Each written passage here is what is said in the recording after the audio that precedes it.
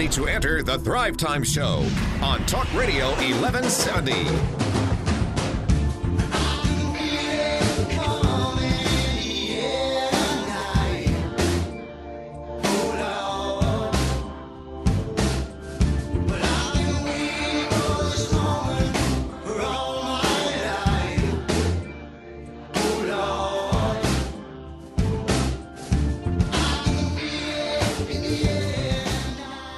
See over there, it's a bird, it's a plane. No, it's the man. It's Steve Martin coming to Tulsa. Tulsa tomorrow. The man, the myth, the legend. Steve Martin is going to be... Dude, do you know I upgraded you to a suite? Did you? All you can eat, all the vodka, cranberries you can drink. Yes. Here, and I got your room. Let me. And I got your room, so you could just stumble up to your room. We talked about this real quick, and I want to make sure Tulsa knows because the show is a show where we want to be transparent. Yes, we want to be. Yes. We never want to be dishonest. No, we never want to talk about things that people don't want to hear. Fact check. We never want to talk about things where people go, "That was so weird." We never want to do that. We just business all the time. Yeah. And you're an optometrist, right? Correct. And you studied mathematics. My undergraduate degree, I have a BS in mathematics. So in order for me to have a sixth child, that would require me to have one more than the one I have, right? Because I have 5. Yes. All right, man. So following the math here. So you have I have 5 kids. I want to have 6. And as an optometrist, you what do you see? What do we need to do to reverse that vasectomy? I mean, do you feel confident with doing the procedure? Do you feel? Yes, I feel very confident. I feel like I can trust you as a partner. Number one, I'm an optometrist, but I did take a couple classes in anatomy, so I feel pretty good about the concept of the procedure. So you can unleash the hounds. You're in good hands. Number one. Number you can unleash the hounds. Number two. I feel like we go to Martin & Martin. Here's the play out. Got it. We go to Martin & Martin. You have a couple of vodka cranberries. Pretend like you're on an airplane. Got it. I'm on the airplane. You're on the airplane, and it's funny. Martin & Martin, and they've got the band, like some bluegrass band that Steve Martin plays with. I saw online Attention today. Passengers, we have a band. It's kind of a weird plane, but make sure that you use your seatbelt if you're not aware of how seatbelts work. Steve Martin, you should laugh now. This is your cute laugh. So I think what we do is we get enough of those in you, and then the back of the suite, I get one of those butter knives. Yeah, but it makes sense, man. Yeah, butter knife. I'll do what it takes. That hasn't been used much in the guacamole dip. And you just introduce them to the boys, and we're off. And I say, hello, how are you? It's an optometrist. So you're offering vasectomies, reverse vasectomies. And of course, you've signed the waiver, right, Wes? What would be the waiver he would need to sign? Could you draw me up something, Wes Carter? If you're gonna touch his boys, it better be a complete liability waiver. Thank you. Okay, so I get a complete I will do what it takes. waiver. I want a 6th one. I want a 6th one. I finished the procedure in due time. I even stand up, and the crowd is clapping and waving. Yes. And then I send you up to said room you have for the night. The suite. And, the suite. The sad thing is I can't tell when Clay's serious or not. I try to cut you off there, but no. But the thing about it is that here's the only thing I ask. I don't ask for payment. No, for the procedure. No payment. You do it for free. You do it for free. There'll be no money. There'll be no money. All I ask is that I know you'll produce a healthy male. I just asked that Robert would be somewhere in his name. Could that be first? Could be second? I want a 6th Maybe child, Billy, Robert. And I get denied Clark. my request every day. You know what? But I try. I put in the effort. I'm consistent. I'm diligent. I'm focused. You could lead with Robert. I'll do what I need to do on a consistent nightly basis to produce a 6th. But until you help me, I'm shooting blanks. Billy, Clark. I mean, there's several combinations of names here we can use. As a business coach, what can I do? All I want to do is I don't want to be sowing infertile seeds. Please help me. I just gave you the keys to the kingdom. Okay. Wes is going to drop the contract. Yep. And you're going to be at the concert this Saturday night. Will you use some trimmers from Justin's Elf in the Room? Men's Grooming Lounge? Will you use some trimmers from Justin's Elf in the Room? And we use because these are some sharp items. We got some shears. We got straight blades. That wouldn't tell me bringing something. I'll just use what's there on site. They'll have. Some people are saying, "Let's move on." And yes. Okay. Sorry. I'm saying I can't. I don't know that I can. Now, Wes, before we went to the break, you had a few tips you were talking about. Enough of the vas deferens. As a segue, so from botched vasectomies to reverse vasectomies to Steve Martin to back to you, Wes. Yes, we were talking about not just employees, but sometimes you should avoid certain clients. And I had a gentleman tell me once that you should fire 1 out of every 10 of your clients as an attorney. Because maybe that's a little different in sales. I agree with that. I agree. But in attorney, I have people that can file bar complaints, and if I charge a flat fee, which I'm fond of, those difficult clients turn out to really make you earn every single penny. Yeah, over and over and over after they've already paid you the penny. So what was the most ridiculous bar complaint filed on you? Come on, you got to have a good one. I had one. No filed, names. No Or a names. friend you know. My first one was filed on me when I was still an undergraduate.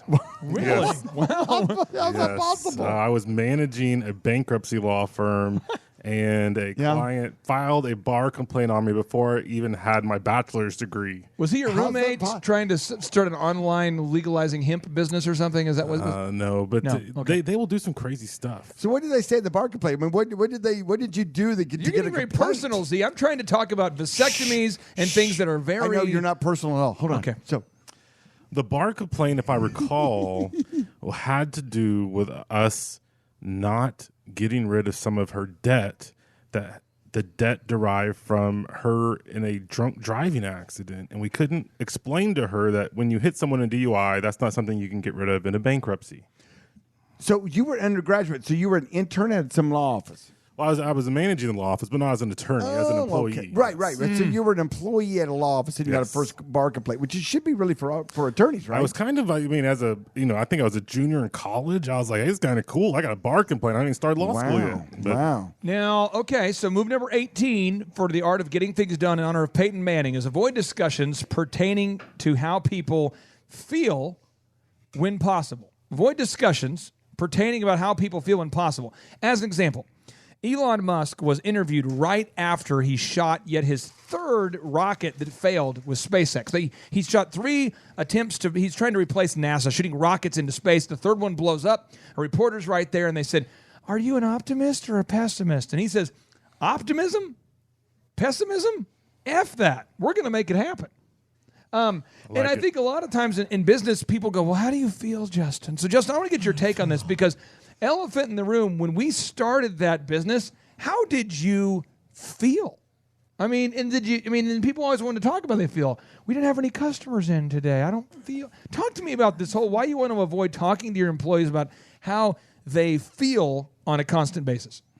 Yeah, just don't open up those avenues. Don't ask them, what do you guys want to do today? Pick your task. Pick your assignments. How do you guys feel we should handle things? Don't do that because, one, you're giving away your authority. Okay, they're not going to view you as the manager, the boss, or the owner just because your title says so. So you've got to delegate. You got to take control of the situation, but really don't talk about emotions and feelings. Talk about facts because it comes down to it. People need to be managed. They need a leader. They need a boss, and so they're not going to feel like doing the work that's in front of them, right? But so you got to make it into a game. You make it fun. You got to make it exciting. But you'll notice that when people have things to do, that the complaining goes down, the gossip goes down, the issues go down. Look at the cities in in America here where they don't have employment's really high, they don't have things to do. There's bad things going on in those cities. They don't have things to do. But the cities where people stay busy and working, like here in Tulsa, they're not out rioting. They're not, causing issues and problems. So you don't want them rioting in your shop, see? Right? So you can busy. Well, you're absolutely correct. And that is that, busy hands are busy hands. And unbusy hands are hands that can be left to do nefarious things. And so, when you come into the office, you may know it's going to be a slow day. And that's not a day to just say, "Oh my gosh, that's horrible. The sky is falling." Amanda, I just Who dropped the ball? Because I put a lot of money and effort in this thing, and this thing's now not doing well. It's just a slow day. It's a slow day. You said I was going to be busy, Z. But the point is, though, well said, by the way, Justin, is you come in, you're the boss, you don't relinquish that authority, and you give people tasks to do. And if there's not a customer in there right now, you give them a task to do where they're productive and they're moving, you're paying them. I don't feel like cleaning the bathroom. It's not really my skill set. Hey, clean this parking lot. When you're done that, clean that parking lot, and then their parking lot, and I don't clean feel the like city. it's my highest and best use to do the bathroom. Trust me, it kind of sorts out employees pretty quickly when you say, "Hey, listen, I need you to do this." But see, it's not my job. It is now. I wasn't hired to clean No, the but restroom. I'm joking about this, but this is something that people say all the time. They say, This is but real it's, stuff. but This is real. But it's not my job. It's not my job to. And then what you say to them, it is now. Oof. It is now, and I need you to do that now in a kind, nice, pleasant way, but so firm. that's my job now? Firmness doesn't mean meanness, Clay. Mean and firm. Okay, I get it. Okay, firm is just you're letting them know that there's no room for wiggle. No room for wiggle. There's no wiggle. I like the word wiggle though.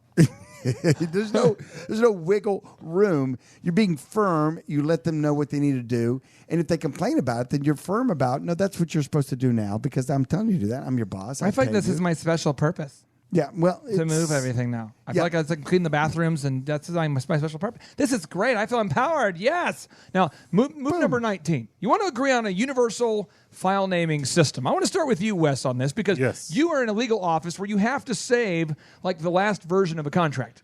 Lots of files. Here's an example. I see this all the time. You've worked with a client back and forth on an agreement, a settlement, an agreement, or something, and you are a highly skilled attorney, and Winters & King is no joke. Winters King is the attorney of choice for many big-name clients. You got to check out their website. If you are in need of an attorney, in my humble opinion, Tulsa's #1 attorney, wintersking.com. But you always can find the last version of the contract. You are so good at doing that. Because we'll go back and forth with like 7 different, 8 different, maybe 12, a lot of times even 15 different revisions of the same document. Yes. But you always save it a certain way, and because your team has agreed on a universal file naming system, you can find it. And Dr. Z, you have thousands of patients, and you can always find their prescription because you save it a certain way. I'm going to start with you, Wes, then I want to get your take on this, Z. So, Wes, why is it so important? How do you guys at Winters & King stay organized and everyone save the files the right way? Yeah, it's not as important as what format you use, but you hit it on the head. It's that everybody uses the same format. So, but I want to save it on my desktop. Right, no. So, and we have a rule, everything goes on the server, nothing goes on your desktop because we back up the server. So if your desktop blows up, I've got redundancy built in on the server. The word blows up is kind of fun. Yeah, so use the same file format so we can know what's the latest version, and 2, save it somewhere where you're backing up to a cloud or off-site. So if anything, those hard drives, I had an attorney once, kick his computer over and lose everything on his hard drive on his local desktop. So I like to use abbreviations. So like example, like if you said contract, to me it's like C tact. You know, because it's like C. Good one. You know, it saves words. You know, and like for me, Winters & King is like WK. There you go. And what happens? No one can find anything. I'm serious. This happens all day. That's why every one of my graphic designers, when they finish a project, John is on. I'm like, how did you save that? Because John tells them it's not done until it's saved right. And do not get casual, because casualness causes casualties. Stop doing it. Tim Redmond, shout out. That's his quote. Notable quotable. Casualness causes casualties. Now, Z, talk to me about this. You're an optometrist. You're trying to, somebody comes in. My name's Clay Clark. I'm here to get my new glasses. And they say, okay, great. What's your name? Clay Clark. Boom. What's your phone number? Boom. And you guys always find my prescription over there, Dr. Robert Zoellner and Associates. How do you stay organized? It takes me back. This topic always makes me think of days gone by. Back before we had these silly things called computers. And we had these charts. And I would have my staff put on the charts, on the outside of them, little color-coded letters that coordinated with the person's name. And then they would put them on a big wall to file them. And you know what they would do? Burn them and run around naked. But they get them wrong all the time. What? And then Billy would come in. Hi, my name is Billy Jacobs. My birthday's 4/13, whatever. And then you go look for the chart. You'd be like, "There's no J A C Jacobs. There's no we have no. You don't exist." Real quick, when we come back, I want to break down how to save things the right way, because I'm telling you, the jackassery is what's holding the universe together. Stay tuned. Every word that you say keeps on bouncing around in my head. When all my delusions of grandeur have turned into bad jokes instead. You'll be there pointing and laughing to prove you were wiser than I. Well, I'm just pretending perfection. I'm flying uncomfortably high. It feels like I'm falling. It feels like I'm falling. It feels like I'm all in. It feels like I'm falling. All right, Thrive Nation, welcome back to the conversation. It's Business School Without the BS, and today we're talking about something very important for you and for me and for everybody inside the box that rocks. It's the art of getting things done. As an example, this past weekend, we had many thrivers out there just like you who have started asking the question over and over. They said, how can we get things done? The coaches are telling me this guy is struggling to free up even an hour of free time. He's struggling to save his files. He's struggling to make a call script. This guy is struggling to just get anything done. Well, when you hear this over and over and over with increasing rapidity as we grow the organization, I've realized that most people are struggling with the art of getting things done. They just struggle to get things done. So I reached out to a very good friend of mine who's very successful, and I said, for you in business, what was the number one, the big thing where you said, oh my gosh, once I learned that, everything changed? He says, it's just getting stuff done. Like I couldn't get things done. I always had intentions. I knew what to do. I studied the stuff, but I never could free up the time. And I said, well, what's going on? What happened? And he goes, I just wasn't good at time management. And so that's what we're talking about is time management, a.k.a. life management, the art of getting things done. And specifically, we're talking about move number 19, that you want to agree on a universal file naming system so you don't spend your whole day trying to find a file. So you don't cry when a laptop dies. So that you're not running around disorganized. You can't build an organization if disorganization is your norm. So you cannot use acronyms. Why? Elon Musk. This is the guy who built SpaceX. I'm going to read an email from him, and then I'm going to tee it up for you, Dr. Z. He says, subject line. Now, real quick, somebody was fired as a result of this email. I want to make sure you understand. Someone was fired for using acronyms at SpaceX, a very talented person, fired because they used acronyms. He said, subject line, acronyms seriously suck. This is from Elon Musk. There's a creeping tendency to use made-up acronyms at SpaceX. Excessive use of made-up acronyms is a significant impediment to communication, and keeping communication good as we grow is incredibly important. Individually, a few acronyms here or there may not seem so bad, but if 1,000 people are making these up, over time the result will be a huge glossary that we have to issue to new people, to new employees. No one can actually remember all these acronyms, so people sit there. They don't want to seem dumb in a meeting, so they just sit there in ignorance. This is particularly tough on new employees.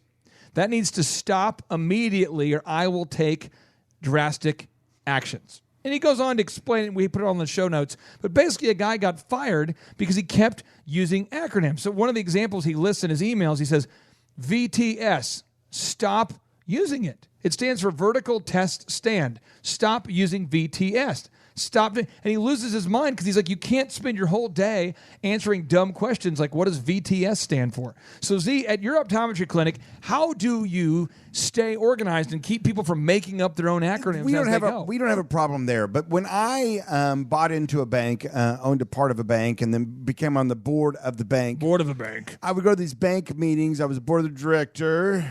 And hello. Hi. Kind of a big deal. Z, could you light my cigar for me? You know? And Rich mahogany. I felt stupid the entire meetings. I'll just be honest with you. And to the point that I don't know how many meetings into it, I finally went, guys, maybe I'm the only one, but what the heck does boom, boom, boom mean? Well, I tell you what, the APR is a huge issue right now. We got to talk to the FDIC, you know what I mean? The entire meeting was acronym, was just these boom, boom, boom. Boom, boom, boom. These letters, boom, boom, and the boom, boom, boom is, 87% of what it was supposed to be. The APY is a huge issue. And the boom, boom, boom over here was only 17%. And we add those together and we have an boom, boom, boom.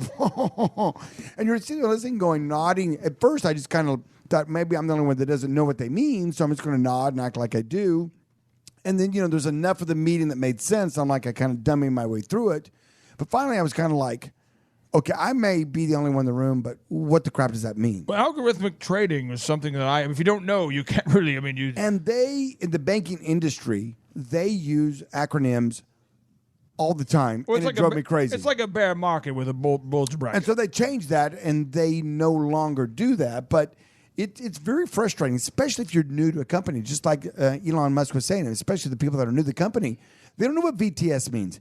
And then they kind of they nod like they do because you do a study on it and you bring an acronym into a new thing and they talk about it. They're going to be like, "Oh no, we got to do an FSA on that beast." We got an FSA all over the place. FSA, you know what I mean? Yes. The TPS reports are due now, Snurdly. Yes. Speaking of being new, can I jump in here on this? course, Speaking of being of course, new, Butter nice, Chup. nice segue. Oh, did Chup. you see what I did there? Butter Chup. Back to you. Okay, so butter. I just want to get kind of real with this, guys. It's just lazy, right? Like let's say you're designing a new business card and you save it as BCV2. Dumb. You're not saving that much time. Just type out business card version 2.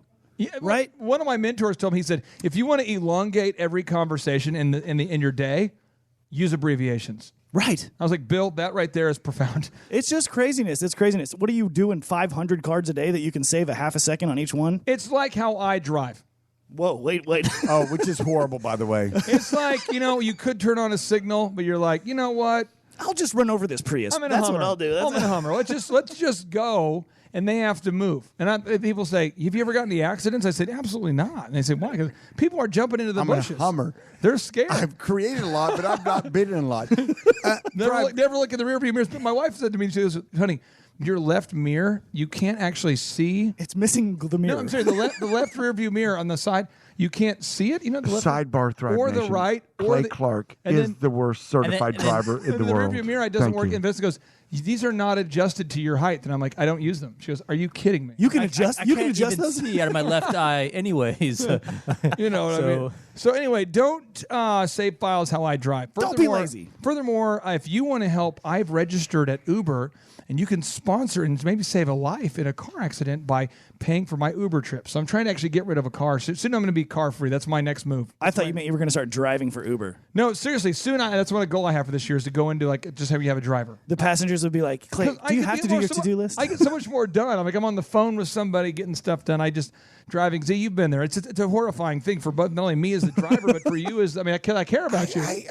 Is it a control thing? I mean, why wouldn't you sit in at least the passenger seat? Is it really seriously, Clay? Is it a control thing? I want to sit in the control. Is it a control thing? I get motion sickness. But like if you were driving, I've been in a car. So motion sickness. That's a move. I've been in a car when you've driven, and I'm fine with it. It's just typically people are like, "Oh, okay, we're going with you somewhere. We should let you drive." And I'm like, "No, you shouldn't, because I'm so bad." It all started when we were in California and I was driving. When I moved out there, Clay went with me to the move, and I was driving, and that didn't last long. And Can you tee up this conversation, Justin? What are you talking about?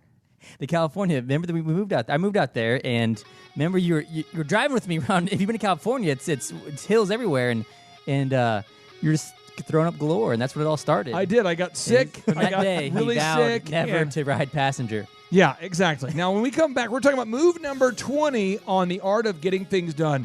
Set up call recording in your office. Stay tuned. Wes Carter, Tulsa's #1 attorney, perhaps America's #1 attorney, in my opinion. We'll be right back after the break. It's the Thrive Time Business Coach Radio Show.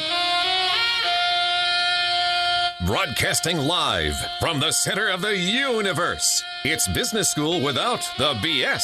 Featuring optometrist turned entrepreneur, Dr. Robert Zoellner, with USSBA Entrepreneur of the Year, Clay Clark.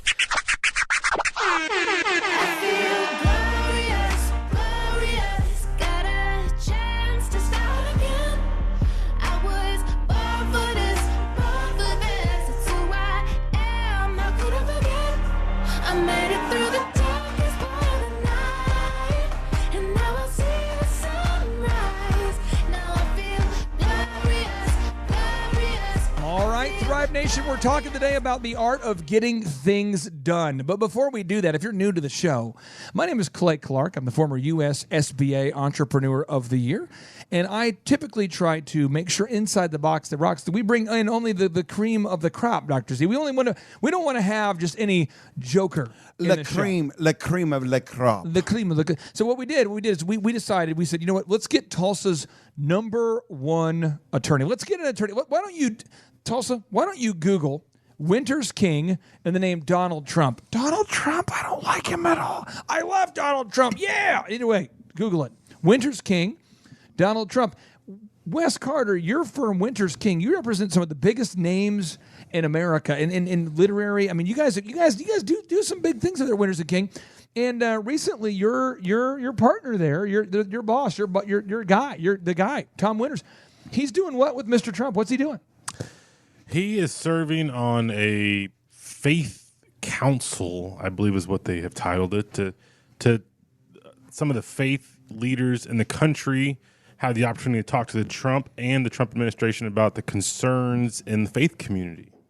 So this is, I mean, I don't know. I wasn't called about that. I don't know if your attorney was called by that. But I'm just saying, you guys are a very successful firm. You've been doing this for a long time. You're on the show today. I'm very excited to have you here. And then Justin Moore, founder of Elephant in the Room Men's Grooming Lounge. A lot of people dream of starting a business, but you actually did it. And you actually have now 3 locations of the Elephant in the Room Men's Grooming Lounge. You have thousands of customers.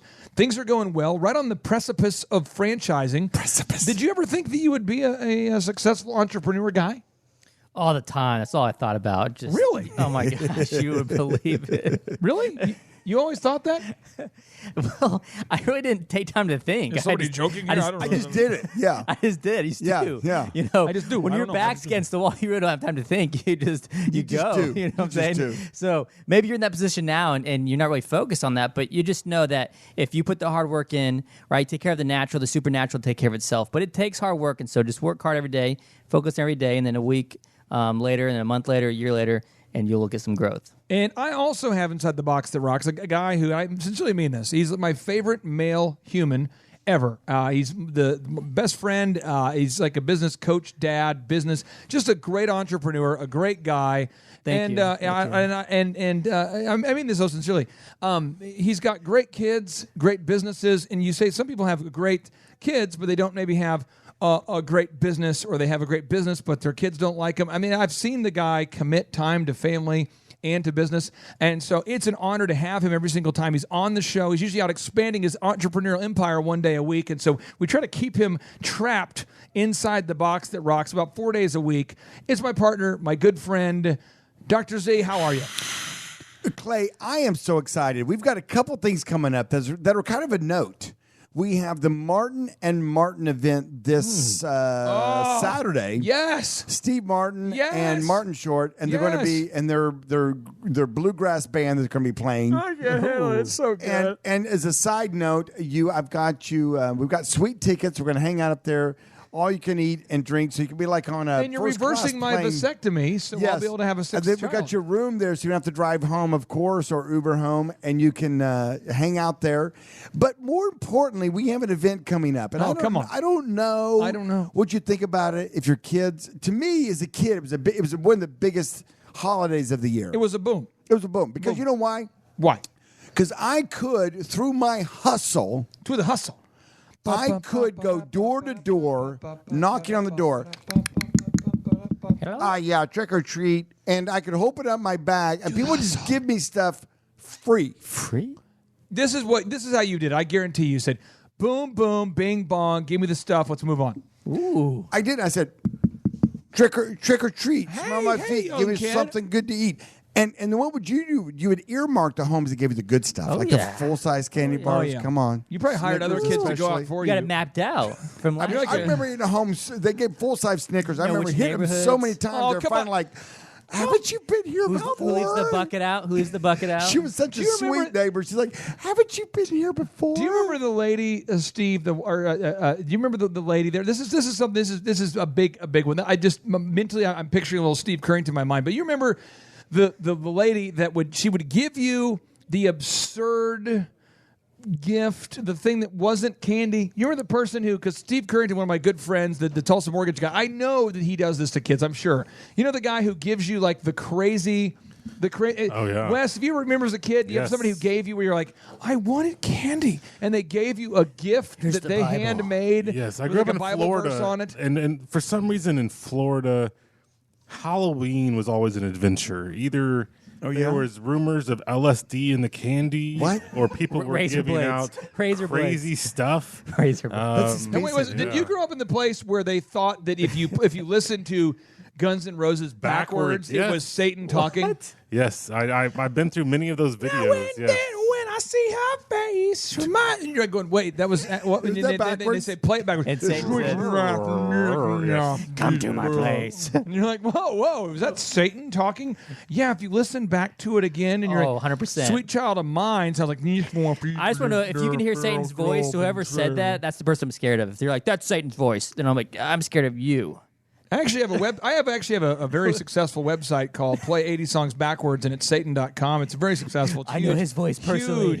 Huge in Norway. So, Wes, the point is, we all want candy. Yes. You don't want the candy. If you're a business owner, you want the candy. You want to get stuff done. You want to make us some money. So here's the next move. Move number 20. You want to set up call recording. Whoa, time out. What? My big question was, what? Do you dress up? Do your kids dress up? Do you go door to door? I mean, what's your move on I'm dressing up like Yoda. I'm going to dress up like Yoda this year. I'm going to do it. I'm like Yoda. It's a competition. Clay still gets the candy. I'm getting the candy. I'm dressing up like Yoda. He's on his knees down there. The kid hides, That was a simple question I wanted to ask. Do people come out to the Clark estate that far? I mean, that's like a whole compound. Give me candy, you The will. compound. In due time, candy you'll give me. That's what I'm going to do. I'm going to go like Yoda. I'm just going to talk smack. I'm going to use the force. I'm going to get all the candy I want. I'm serious. I'm going out. I'm serious. I'm on a mission. See, you got to come this year. I don't know what your tradition is. Yeah, why don't you come with us, dude? Dude, come on. It will be sweet. I'm not too busy. I'm not too busy. I will come with you guys this year. Will you really? There we go. Are you committing? Yeah, yes, I'm committed. Yes. We'll go door to door. Boom. Trick or treating. Awesome. All right. Because I like the free candy. I'm not going to lie. Here we go. There's the candy tax. We'll talk about that later. That's the next episode. So what we're talking about is getting stuff done, and specifically, when we come back, we're going to talk about call recording. This is a move. Call recording is so important, and putting a GPS on your employees' cars. We're going to talk about dirty. That's call dirty. recording, GPS on employee vehicles. That's just mean. GPS on the employee on the company-owned vehicles. You can't listen to my call calls. recording. See, we're gonna get into the stuff. We're talking about video recording. I mean, there's a lot private. of. We're getting edgy, Z. Well, why would we do that? This is a friendly, family, fun show. We just want to make sure we're holding people accountable. You know, just making sure they're doing what they said they're doing. Making sure when we're paying them, they're actually holding producing. people accountable sometimes can feel mean. Well, it's because people aren't giving you enough candy. That's the issue. You probably have some frustration about the candy thing. If you are taking your kids out this year for Halloween, look for me in the Stanford Elm neighborhood with Dr. Z. We're coming to your house to get that candy. And now, broadcasting from the center of the universe and the Thrive15.com world headquarters, it's the Thrive Time Show. Oh, yes. Trick-or-treating tips on the Thrive Time Show. Get that candy, Z. See, if you want to get that candy, you've got to listen to today's show. We're going to teach you how to get that candy. If you're a kid, all you care about is candy, and you know it. Or treat. It's former recovering DJ Clay and Dr. Z on the Thrive Time Show on your radio. We are here to help you take your business to the next level, and we're talking about the art of getting things done. And we have 3 mega moves coming in hot. Move 20, 21, and 22 all in a row. Here we go. We got to get serious. Come on, let's go. Andy Grove is the guy who founded Intel. Yes. He says only the paranoid survive. Okay. So set up call recording. Z, why do you want to have call recording if you have a call center? Why would you actually want to record the calls inbound and outbound of the employees who work for you? Why does American Express do it? Why do all the big companies do it? Why would you want to do call recording? Because you have to inspect what you expect. Repeat it. You have to inspect what you expect. But I don't want to record their calls. I want my people to you just have be your trusted. office meeting and people are nodding and taking notes and you're looking out and you're feeling good about connecting with your employees to do the thing you're telling them to do. Yeah, absolutely. I'll definitely make sure I bring energy to every call. I'll follow the script. I'll do it. I'll be nice Absolutely. and kind. Yes. I won't be rude and I won't use that word you don't want me to use. I wouldn't do it because I care about the team. And the thing, yeah. And then you're like, woo, okay. And then you listen to the first call and it's like, oh, boop, beep, boop. I actually have a business coach client, and I'm not kidding. This is actually how the call went. He goes, "Thank you for calling, yada yada. How can I help you?" And the customer says, "Yeah, I'm interested in signing up my child for XYZ." And they go, "It's on the website. It's on the website if you want to do that." And they go, "Yeah, no, that's why I'm calling. Because I was on the website, and I wanted to find out more information about moving forward." Ma'am, it's on the website overall, so have a good day. And he just straight up hanging up on people. Boom. Dumb. Jackassery. You got to record your calls. Step 22. Move 21. Move 21 here. You've got to set up GPS if you have an employee-owned, if you have a company-owned car. Time out. This seems very Big Brother-ish. Oh, yeah. 1984 George Orwell kind of. If you own the car, your pharmaceutical sales, as an example, I used to work with a pharmaceutical sales company, true story, and he was having a hard time with his team getting new deals, getting referrals from doctors. And I said, step one, Let's assume they're not doing what. Whoa, let's assume that they're not doing what they're supposed to do. And so what we did is we went ahead and we set up the GPS on the actual vehicles, on each vehicle. And when we put GPS on the vehicle, we found, Z, that the pharmaceutical sales reps were not actually going out to visit the actual doctors. Z, it's a problem. Well, and that's exactly what you thought was happening, because if they're not getting the new deals, because they're not going out and knocking on the doors. And so it's kind of like having a cup that breaks, Z. It's like a broken cup. It's not going to retain the liquid. I know. We've done the same thing before with different outside. When you have outside sales, what happens is you hire them, they're hot and fired up, or they're going out there and bang, bang, bang, and have some success. And the worst thing that happens is you reward them. And they're like, hey, I'm kind of a big deal. I actually had a client in construction was supposed to be hurt his back on the job. And when we pulled LoJack out of his car, at the time of injury, he was at the casino.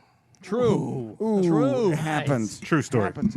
Yeah, so what happens is that you're absolutely correct. If it's your car, if it's your business, and you're measuring them, you should let them know that you're doing it, and then, keep them accountable, because it is what it is. It's kind of like, I don't want this to sound weird, but when I go in the bathroom here at Thrive, on the wall next to, I don't know how to say. I don't know how to say camera. No, I don't say how a nice word than urinal. Which I don't think it's offensive. A urinal, a restroom facility, a porcelain palace. On chalk on the wall, it says, "Yes, I am watching your every move. Yes, I do see you Instagramming and Facebooking. Yes, I am measuring your keystrokes. Yes, I am measuring you by what you do." Clay Clark, signed Clay Clark. There's a guy in our office who put a program called he put a thing called Slack on his computer, and this is the message he sent. He goes, Clay Clark is such a beep, and his wife is such a boop, and I'll tell you what we're going to do.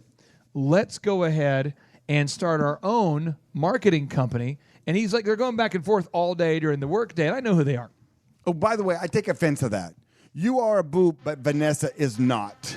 Whoa, Z, are you playing the intro music earlier? You getting No, I just, Butter Chup came over here and got me excited. Oh, nice. I take offense to that. You are a boop, but your wife, Vanessa, is not. Really horrible. I just want the record. He was saying horrible things about my wife. Now, the other thing he was doing is going to... About you, yes. Yeah, true. And so but he was also going to an adult website during the day and just downloading massive amounts of videos after people went home.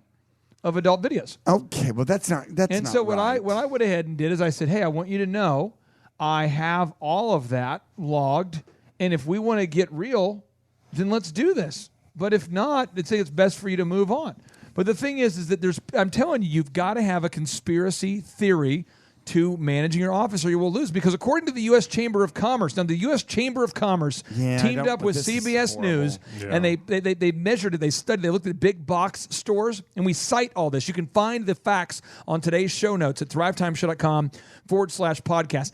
75% of the employees that they studied stole from the workplace, and most did repeatedly. Hey, Clay. Yes. You've owned several businesses, and you've rocked them up to multi-million-dollar businesses. You've sold them, you've kept them, you've done the thing. That's my move. Do you really think that's accurate? I think it's not high enough based upon what I have been around. So I'll give you an example. Today, we had a person, Justin and I had a meeting today, and we have one person in one of our companies who is seriously not doing their job, and thus they impacted what should be like a 60% score to a 38% score. You know what I mean? Remember that, Justin? It was like the number should be like 60-something, 70. Yep. And one person's just straight up not doing their job. Now, he knows he doesn't do his job. So as soon as I walked out of the meeting, he looks at me and he goes, I want you to know, man, I have never been more committed to this job. And I'm selling memberships left and right. He said those words. And I'm like, no. I mean, we looked at the stats. Him himself is the problem. But the thing is that people say things. But Andrew Carnegie, the world's wealthiest man at the time of his life, he said, the older I get, the less I listen to what people say and the more I watch what they do. Come on now. So I am just very into watching your actions. Now, move 23, I want to bring this up to you, Wes, and to Justin and to Z. This is our final move we're going to cover today. Move 23, in honor of Michael Jordan, says, remove all interaction with people, when possible, that don't share your vision, your values, and your work ethic. So in a workplace, you have people that just do not agree with the vision of Dr. Zoellner and Associates. Z, why do you have to move on when someone clearly doesn't share your vision and your values to have a affordable, value-driven optometry clinic? When they just passive-aggressively or whatever, they just do not share your vision. Well, the best news is that when they let you know that, then you can react to it. The worst ones are the ones that don't tell you. They don't agree. That's most people. Well, and then they just kind of hide in the weeds, and they just kind of wears me out. Pass like silly rumors. They are not, they're disingenuous. They're not agreeable in what they're doing. Oh, I hate it. And you give them a task and they don't get it done. They give you some nefarious reason why they didn't, but yet they do just enough to kind of keep around. And those are the worst kinds because it's kind of like, hey, tell me what you're thinking up front. Be a man. Be a person that is, honest and open with me. And then I can deal with that. You know what that is? That's the kid that poops in the pool. Do tell. I have a lot of young kids, and we've all had young kids. You go to a party, and all of a sudden you see a flotation device that's not meant for humans, Yes. And you see the kid who's got not a Snickers bar? He's got the grin. He's got the grin on his face. Yeah. And you're like, did you just release? I just pooped in the pool. No, I'm serious. And it contaminates it for everybody, but he doesn't openly admit it. Yeah. That's what it's like. It's like swimming in that pool. Yes. Wes Carter, talk to me about this. Why is it so important that the entrepreneurs listening to this show, they have to remove people from their company that don't share their vision? Well, they turn out to be cancers. I mean, what I call them a lot are whisper campaigns. I do a lot with nonprofits, and nonprofit splits happen. People start whispering and stories. And here's my other point maybe I can share is I tell my clients a lot, you have to tell people the story or they'll make it up on their own. Oh. Wow. And so and that happens a lot. If you don't give them the opportunity to make up the story, you have to make the narrative yourself. Now, Thrive Nation, Justin, quickly, why do you have to fire people that don't share the vision, my friend? Because they would destroy yours. Bottom line. Bottom line. Bottom Wow. line. Wow. Okay. Now, Thrive Nation, here we go. We have 4 ways to serve you, 4 ways to help you, but we can't help you if you don't interact. So if you go to thrivetimeshow.com, you can find all 4. 1 is we have the world's best podcast. 2, we have the world's best in-person workshops. 3, we have the world's best business coaching. 4, we have the world's best online, most affordable business school. It's just $1 for the first month. Go to thrivetimeshow.com to get the goodies. My name's Clay Clark. I'm a business coach. You've been listening to the Thrive Time Show on the radio. And as always, 3, 2, 1, boom! Business coach. Business coaches.